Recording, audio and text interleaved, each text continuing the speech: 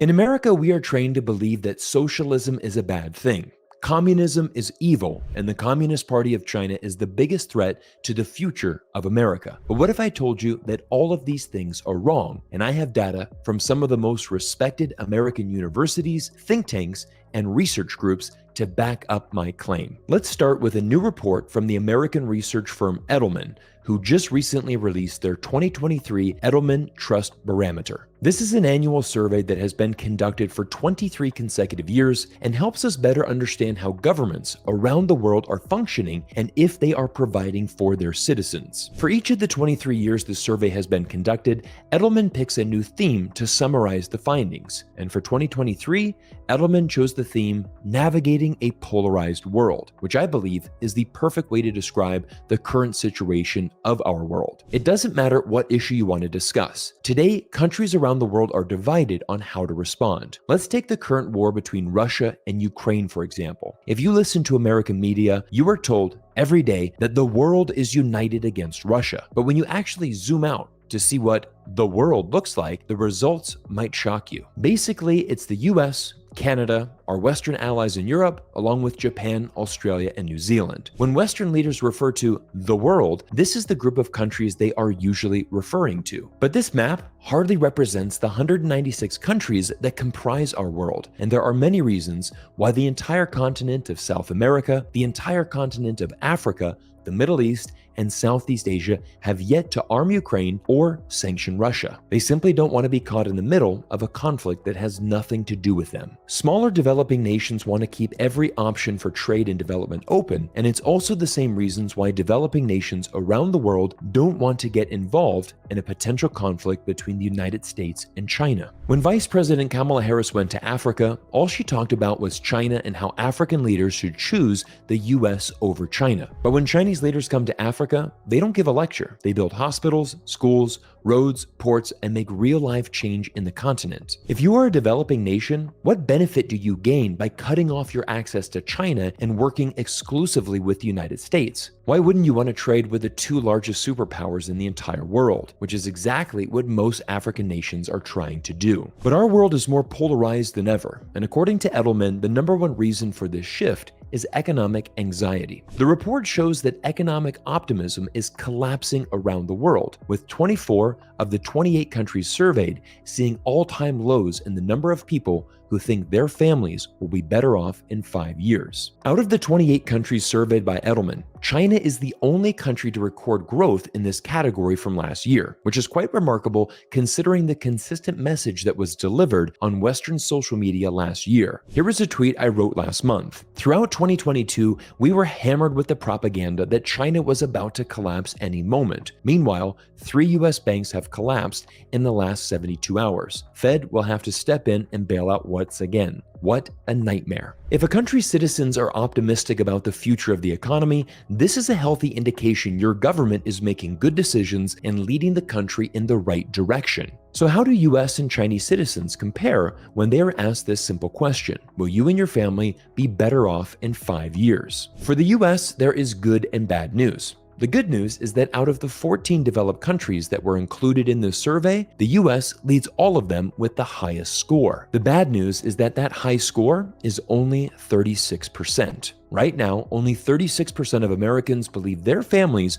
will be in a better financial position 5 years from now. Once again, China was the only country in the survey that recorded a positive change in this question from last year, with 65% of Chinese responding positively and believing their families will in fact be in a better position in 5 years' time. But let's dig deeper into the data. Notice how the most economically optimistic countries are developing countries. It doesn't come as a surprise to me that the top 2 countries, both Kenya and Indonesia, are key economic partners with China in the Belt and Road Initiative. Recording scores of 80 and 73% respectively, is there a correlation between partnering with China economically and feeling more positive about the future of your economy? The data certainly seems to suggest that. But what about income inequality? If someone is rich, will they trust the government more than someone who is poor? And how does that work in countries like the US and China, both of whom have large income gaps between the rich and poor? To answer this question, Edelman created the Trust Index, which is the average percent trust citizens have in NGOs, business, government, and media. Incredibly, China leads the world in trust for both high and low income earners. 90% of China's high income earners trust these four groups in China, while 71% of China's low income earners also trust these four groups. The US stats are once again lower, with only 63% of high-income earners trusting the four groups in the US, and only 40% of low-income earners feeling the same. What's the reason for this big gap between the United States and China? Once again, it comes down to prioritizing the economy and establishing a pathway for your low-income citizens to rise and enter into the middle class. Over the last 30 years, China has been responsible for 80% of the world's entire poverty alleviation, resulting in 700 million people rising from poverty and into the middle class. This shift has been a central goal of China's government and explains why once again China leads the world in Edelman's Trust Index. Trust is important, but in my opinion, the most important graph in this entire survey comes here, as Edelman shows us how divided and how polarized each nation has become. Here is how the graph works. The left side of the graph shows how divided someone feels their nation is, and the right side shows how entrenched the citizens' beliefs are. Once again, the US and China are at complete opposite sides of the spectrum. China is less divided and less entrenched with their divisions, which simply means that whatever differences Chinese people have, most Chinese people believe that they can overcome their differences and learn to work together. This graph shows us that China is a more united nation, and despite differences is moving forward in a singular direction with a focused path. Unfortunately, the complete opposite is true for the United States. Notice the striped zone near the middle of the graph. Any nation that crosses this zone is in danger of severe polarization, and the United States, along with 5 other nations, have crossed into this zone. This represents a real danger for the United States. Once a nation crosses into this zone, it's almost impossible to return back to normal. The nation is divided, and people are so entrenched with their ideas, they are no longer open to compromising and finding a way to work together. After living abroad for 15 years, I moved back to the United States last summer, and after observing life in the US for the past 8 months, I can honestly say this is a completely accurate way to describe the US right now. Political identities have become stronger than even race or religion inside the United States. Consider this: 94% of American adults are accepting of interracial marriage. It's inter-party marriage that's a deal breaker for most Republicans and Democrats. According to The Atlantic, 60% of Democrats and 63% of Republicans would now balk at their children marrying a supporter of a different political party. The United States is essentially split in half, and neither side wants to find a compromise. Right now,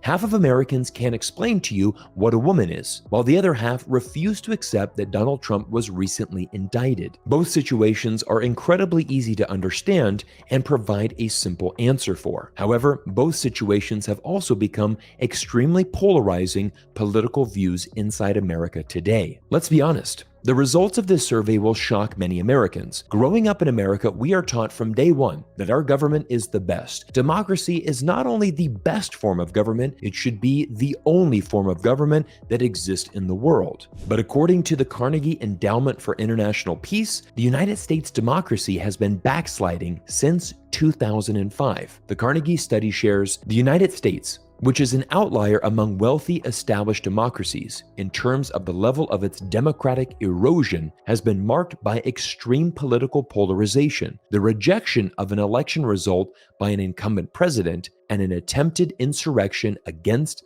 the legislative branch. Simply put, most Americans don't trust their government. In fact, if we look at the final graph from Edelman, the United States ranks in the bottom half of countries for trust in their government, with only 42% of Americans trusting the US government. And once again, it's China who leads the world, with 89% of Chinese citizens trusting the Chinese government. I think it's important for Westerners to see the results of this survey. For most Westerners, their perception of China is framed by the opinions of Western media, most of whom have an incredible bias against China and fail to accurately present China in an objective manner. It's absolutely imperative for one to travel to China and see it with their own eyes, because the China presented to you in Western media is very different than the China you will experience in real life. But Cyrus, what about Chinese international students that leave China and move to the United States for school? If China is so good, why are so many Chinese students coming to the United States? The United States is great, and we have one of the best university systems in the world. And a big reason behind the strength and growth of America's universities is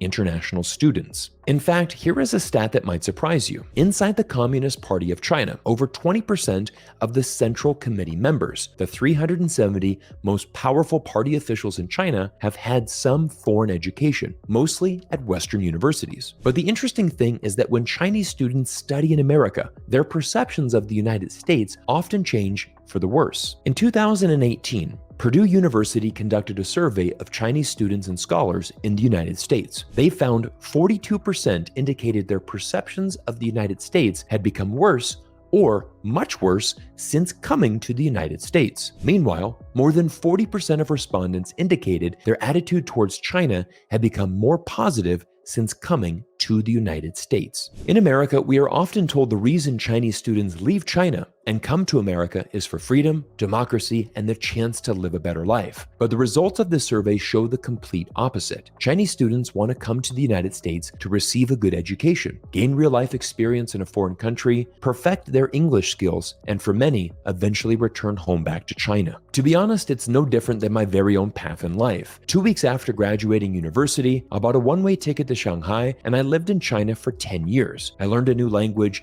gained valuable life skills, but eventually did return home to America. Instead of turning this into a political debate on which country is better, let's come to a simple conclusion. The US and China are both amazing countries, and I've enjoyed life in each country tremendously. But here we are in April 2023, and the future of China remains incredibly bright. Zero COVID is officially over, and just last month, the Chinese government has reinstated previously issued tourist visas to China. China is once again open for business, it's welcoming in foreigners and foreign companies, and the Chinese government has prioritized growth for China's economy. Just last month, Goldman Sachs raised its China GDP forecast from 5.5 to 6%, and things are looking more optimistic for China in the future. China's domestic airlines executed more than 360,000 domestic flights in March 2023, surging by 133% from a year earlier and even higher than the same level back in 2019, the year before the COVID pandemic happened. I'll be heading back to China this summer, and I can't wait to bring you along for the journey. There are so many fascinating stories that need to be told, so again, thank you for watching today's video. Make sure that you hit that subscribe button, and I can't wait to share all of you this amazing journey as we take this YouTube channel back to China this summer. Everyone, my name is Cyrus. Thanks for spending time with me today here on YouTube, and I look forward to seeing you all in our next video soon.